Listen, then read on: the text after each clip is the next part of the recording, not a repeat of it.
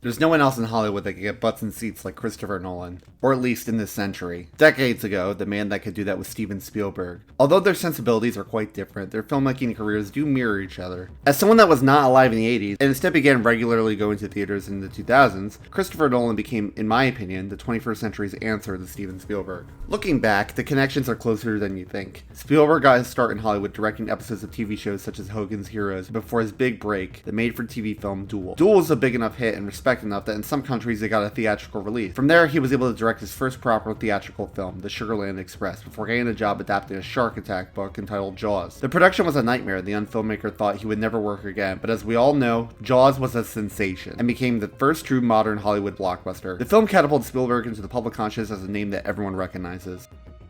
At the dawn of the 21st century, Christopher Nolan, after making a small independent film called Following, made an indie film called Memento. The film was a hit at the Sundance Film Festival and it got the studios interested. His first studio film was the psychological thriller Insomnia with Warner Brothers. In the years following the disastrous release of Batman and Robin, Warner Brothers was looking for a way to bring Batman back to the screen. Nolan and David S. Goyer's pitch to the studio won them over, and they hired him for Batman Begins. The film was a modest hit and got the public to care about the character again. From there, Nolan teamed up with Christian Bale again and made The Prestige, which was critically beloved. It took a little bit longer to get to this point, but Nolan had his Jaws moment shortly after. In the summer of 2008, the highly anticipated sequel to Batman Begins was finally released, and it changed everything. The Dark Knight was Nolan's Jaws moment. Now, how to follow up one of the biggest movies of all time? Spielberg followed up Jaws with a UFO encounter film, Close Encounters of the Third Kind, a weirder, more personal swing for him that turned out to again be a big hit. Nolan followed up The Dark Knight with a dream heist movie, Inception, which also was a weirder, more personal swing. In both cases, the check cleared. Spielberg and Nolan are filmmakers that today, if you ask a random person on the street to name a director, they could name them. Most directors are pretty anonymous to the general public. Of course, among movie nerds, we analyze their careers and obsess over every filmmaker at every level, but the average moviegoer does not care. A director breaking through the noise and being a name that can be recognized by your mom or your neighbor that works in construction, that says a lot. So to compare, the 70s for Spielberg are similar to the 2000s for Nolan.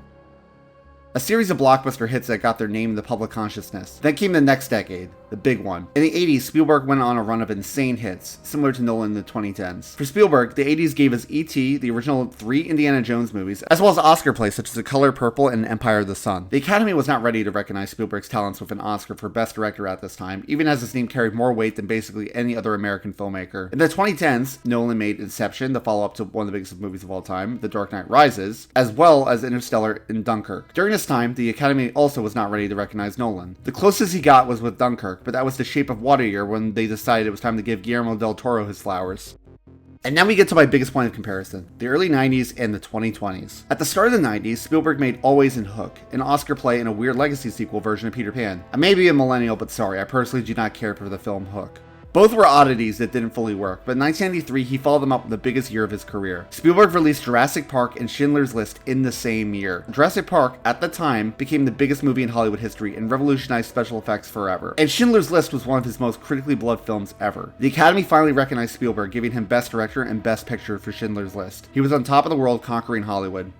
Decades later, in 2020, Nolan released Tenet during the height of the COVID-19 pandemic, when most theaters were shut down due to lockdown restrictions. The sci-fi action film is one of his most divisive films, as its detractors claim it doesn't make any sense, and its biggest defenders that do love it also agree it doesn't make any sense. But it doesn't matter. What could have been a knock against Nolan's career ended up not mattering at all, as in 2023, Nolan had one of the most important years of his career. Caught up in a meme-fueled craze due to the same release date as another blockbuster, Oppenheimer was released up against Greta Gerwig's Barbie. The films could not be any more different, but their contrast between two of the most exciting filmmakers in Hollywood led to the Barbenheimer craze. This cultural moment helped push Oppenheimer, which was a 3-hour drama about the scientists that built the nuclear bomb, into one of the biggest hits of the year. The film almost made $1 billion in theaters. Again, a 3-hour historical drama with no action scenes made more money than most superhero movies this decade. An insane feat. And this was finally Nolan's time. He finally won the Oscar for Best Director as well as Best Picture. Notably, Steven Spielberg was the one that handed him the statue. Everyone in the room knew no one else was winning that year, and the moment was clear. Christopher Nolan was the 21st century equivalent of Steven Spielberg. However, this is where their careers seemed to pivot. After Spielberg's insane 1993, he went on to become a studio head by forming DreamWorks Pictures with Jeffrey Katzenberg and David Geffen. He now had the ability to greenlight his own movies, and it led to some amazing amazing swings in the 2000s such as AI, artificial intelligence. Meanwhile, Nolan's next move was not to become a studio head. He decided to go even bigger with his next movie. And honestly, he made the only logical choice to pick a bigger property. Homer's The Odyssey, one of the most important texts in human history. It was basically that or the Bible, if you wanted to go bigger. At the time of making this video, I have not seen The Odyssey yet, but I'm sure it will be awesome. The 6-minute Trojan horse sequence I saw in IMAX in front of Avatar Fire and Ash had my jaw on the floor the entire time. But apparently there are people that don't agree with me? Whatever, I'll be there opening weekend regardless. I wasn't alive for the height of Steven Spielberg's career, so the next best thing for summer blockbusters for me was to go see the new Christopher Nolan movie opening weekend. And it's been a fun run. I do wonder who the next heir apparent will be for this crown. As for the health of the industry, we need more filmmakers that could walk into a Hollywood studio, sight unseen, and get something insane greenlit to massive success. It's just how it all works. This is Gabagool 2, and thank you for watching.